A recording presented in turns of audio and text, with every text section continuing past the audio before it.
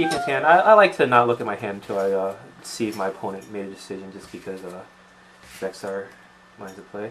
This is a super risky keep. So you have a basic, and you're on the draw. And this is excellent on the draw. However, he could decay us or play a... He could play a decay, daze. All of that's pretty bad. Actually, daze is very good against this card for multiple reasons. If I rip a land, I feel very strongly ahead. I think my average 6 is better, but I'm going to play this out just to see what happens. Alright. I mean, I keep some one-landers. I can't disagree with this decision. This is super risky, and this may not have been the right decision in terms of maximizing my win percentage, but I want to do some of this in testing. So how many lands are you running again in this deck? I think it runs 20 lands, so it's got 6 fetches, 5 duels, 2 basics, that's 13, Alright. 4 wastelands, a Cradle, 2 canopies, and a Karakas. And if he dazes your Wayfarer, the Cradle potentially doesn't make any mana, Yeah. so... Alright, that was not the best draw, but...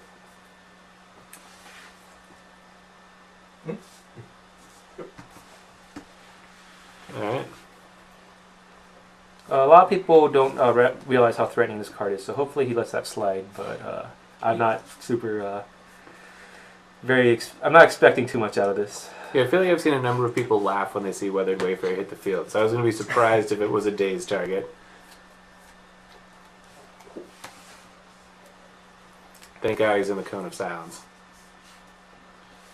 Oh God. Our plan A Oh just God, went to so shit. dead. So plan B is going to be drawing, luckily. And that kind of helped. Oh, what a master. So right here, he's on the place. He's ahead on temples, so I kind of want to play this Thalia. If it gets dazed, I'm fine because I have a backup one. Stoneforge is something I'd like to eventually resolve. So I just jam this Thalia and hope to slow him down from getting crews at 19.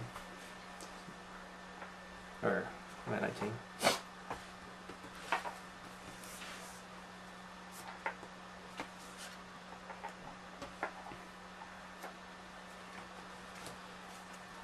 Liliana right here is probably the most threatening draw he could have.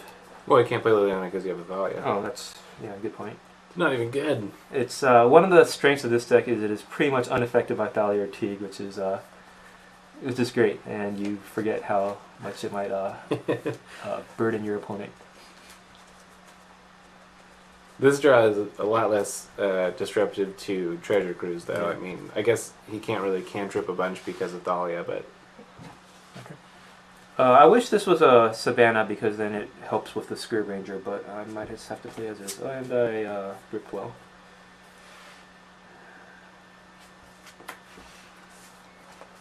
Yep. And fortunately I have a follow-up one. I think I want to play this because I really want to protect the forest from Wasteland until I can get this online. So I'm just going to take another point of damage and play another Thalia. Alright. Those are some pretty deep lines. I don't know if I would have done all those things. Let's see what you're going for. So you're not like, I mean, you're not really in any rush to resolve the Stoneforge Mystic. No, I mean, he could punch me with the hymn, but I think if I could control the board, eventually one of the equipment, as long as it suits up to a creature, will take over the game. Okay. So Stoneforge Mystic in this deck is sort of more of a long game plan. It's not Yeah. similar to like say like Blue White Red Delver, where you're trying to like resolve a Stoneforge and protect it, and then just like as quickly as possible ride it to victory. Yeah, this is kind of just like a Steel Shaper's gift for the appropriate equipment in any situation. I think the black-white one is quite strong here because it allows me to recur some creatures. Batterskull's not bad either, by since he doesn't have any removal. It's also great against Liliana, as is Swordline Shadow. That's a bit annoying, but...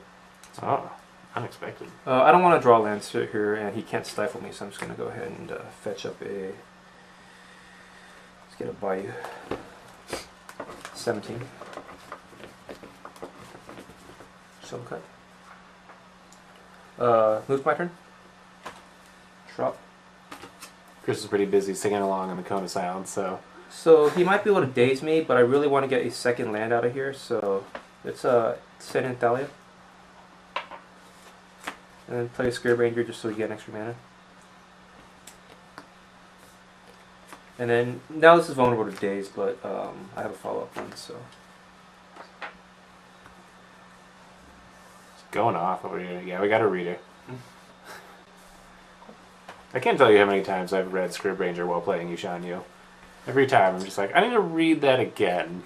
I think Light and Shadow is the best creature I could have here. Best equipment I could have here. Maybe Batterskull, especially since I have a follow-up Batterskull, but... yeah, I think Batterskull is better because I might not draw another land for a while.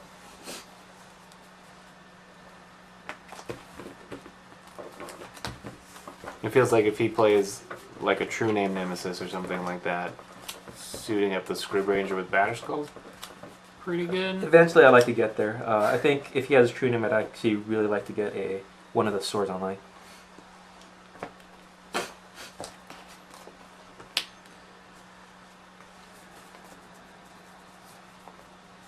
So assuming you don't draw a land, how likely are you to swords the... Oh, just kidding, it doesn't matter anymore. I think I would swords it. I doubt he has a Goyf at this point. Yeah. Oh, I guess with the Scryb Ranger it doesn't matter, you would have the mana anyways. Yeah, let's see what happens here. Draw. Well, found mana anyway. Alright. I think there's no reason not to send an attack right now.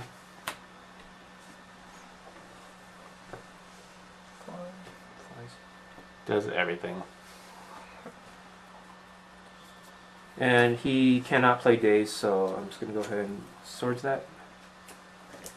And take one more Stoneforge. This time it's going to get a... He's pretty soft to Jitte too, but I think this is what I want. Yeah, it feels like, especially with the Deathrite gone, he doesn't have access to any exile effects, so once you get a sort of Light and Shadow online... Yeah, that's true too. Pretty much over. Keep in mind with Sword of Light and Shadow, Fire Ice, and several others, it's a single trigger with a target and a secondary ability, but the target needs to still be there through resolution to actually have its effect. So if he has Deathrite online, I would often choose for the May up to one creature. I would choose to decline it just to gain 3 life. That was important. So I was wondering that earlier. So say you have one creature in the graveyard, you can choose to target no creatures with a Sword of Light and Shadow ability and gain 3 life? Yeah, it says may return up to one creature in your hand. Right. And you're leaving your Sword of Light and Shadow sort of revealed, which I know is sort of like a gentleman's thing in more casual games. Do you do that in tournament settings also? I'll do it at weeklies, testing, medium-sized events for duels. I don't know if I do it at Star City. Those are actually the biggest events I play at. I haven't gone to any Grand Prix or no aspirations to play at PTQs. So, but yeah, I like doing that. I think at some point I'll eventually pick it up, but just because it's an extra thing to distract me while I'm playing. Mm-hmm. And I'm perfectly fine with this because I can just chump it all day with the Scryb Ranger. Mm-hmm. I'll pick it up here. So right now, you know that you can Stoneforge in the equipment and equip it, and you can't do anything about it because even Disfigure's turned off by Thalia. Yeah. All right. So I'm going to, and I think I want it on the Scryb Ranger.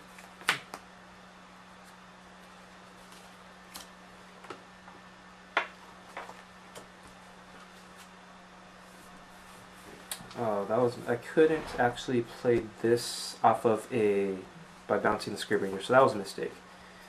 But let's crash in for 5. Trigger. I think getting Stoneforge is pretty profitable here. That seems good. So I'll go to 16 and I'll might as well just untap this and pass to him. I probably should have untapped the Bayou too because the Scryb Ranger protects me from Wasteland on his turn, but playing a bit loose here. I do feel like you're crushing him pretty solidly. Yeah, he's got a treasure cruise, but he's got to beat the board. So I feel like I'm in a pretty good position here. Both Thalia as well as the sword are pretty big threats to him right now. Yeah, so he's got to find... He can't block the Scryb Ranger, so he has to find an Abrupt Decay for the sword. Yeah. And then after that, find an answer also to Batterskull. Yeah, as well as Thalia's just choking him. I feel very comfortably ahead unless he has like a main deck Deluge. Ooh, that'd be good. It'd be quite good. But even then, I think I can manage. Yeah.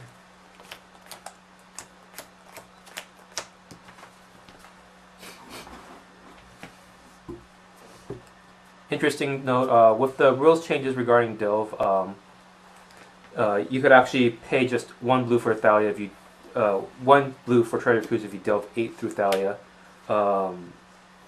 It was not relevant for Chris's last turn because he only had 7 cards in his yard, but it's something to be aware of. Huh. I did not know that. Creature, land, instant, sorcery 4. Yep.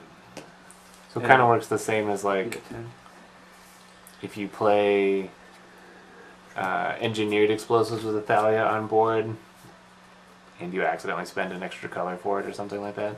Yeah. Now, interestingly, I could activate this twice on the same turn, but I don't think there's anything to do with it. Except to show up. Yeah. It's So is this better than Swordsing the Tarmogoyf and also getting in there with Thalia? I think that's a better line, actually. I'm trying to figure out if I could put in a Batter Skull. Well, I kind of want to drop the Mom, too. I feel like I'm ahead in the race. But I guess if his outs are, the Toxic Deluge, I don't want to overextend right now. 1 Mom would probably be something I'd consider, though. So let's... Sword Style. Okay. Yeah, let's do it like this. Well, I can't play Mom. I only have 2 whites, and I can't return any of those Scryb Ranger, so that's a bit awkward. I think I'd rather play the Mom, so this is how I'm going to do it. Okay. I'll gain 3, return Weathered Wayfarer.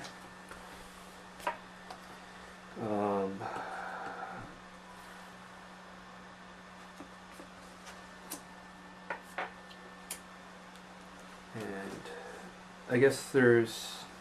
I'm just going to activate it right now. Play around click effects.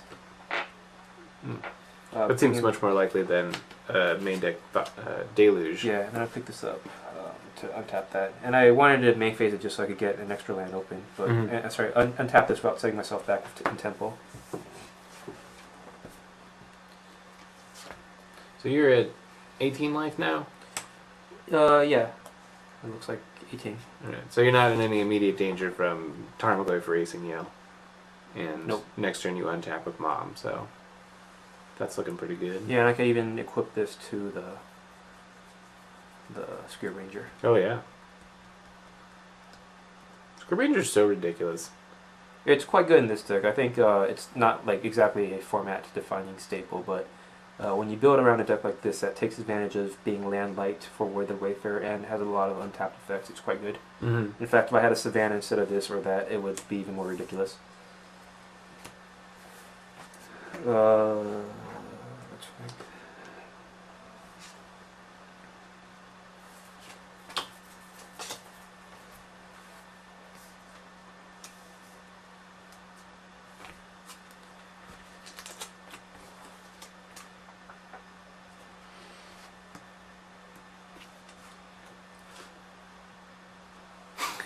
Let's read it again. Oh, I see. Sorry. It's working out weird. I thought it was trolling me. 4, 5, 6, 7. Yeah, I'm dead. Okay. Alright. Yeah, it was a very strong start for my deck. It was a greedy keep that I got rewarded for. Don't try this at home in a real event, but it just shows the power that this has in the long game. Alright, so we'll go to the board now, and let's take a look at what we're boarding in. I expect the post-board matchups to be much more difficult for me than the pre-board. I think I'm quite favored in the pre-board matches. Vial Maverick is not exactly on everyone's radar for a deck to prepare for.